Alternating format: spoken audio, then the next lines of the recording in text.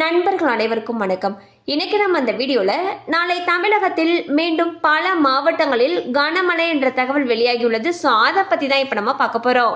வங்கக்கடலில் அடுத்த 24 மணி நேரத்தில் புதிய காற்றழுத்த தாழ்வு பகுதி உருவாக வாய்ப்பிருப்பதாக வானிலை ஆய்வு மையம் கணித்துள்ளது. மேலும் காற்றின் வேக மாறுபாடு காரணமாக அடுத்த 2 நாட்களுக்கு தமிழகத்தில் மழை நீடிக்கும் என்றும் குறிப்பிடப்பட்டுள்ளது.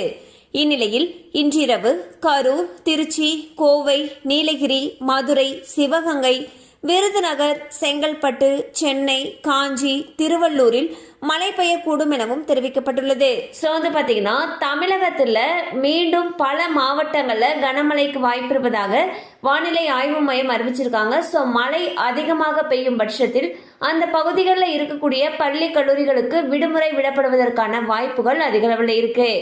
கண்டிப்பா அந்த அப்டேட் உங்களுக்கு பயனுள்ளதாக இருந்திருக்கும் நம்புறோம். மேலும் இது போல அப்டேட்ஸ் உங்களை உடனே ரீச் ஆகணும்னு நினைச்சீங்கன்னா நம்ம சேனலோட தொடர்ந்து இணைந்திருங்க.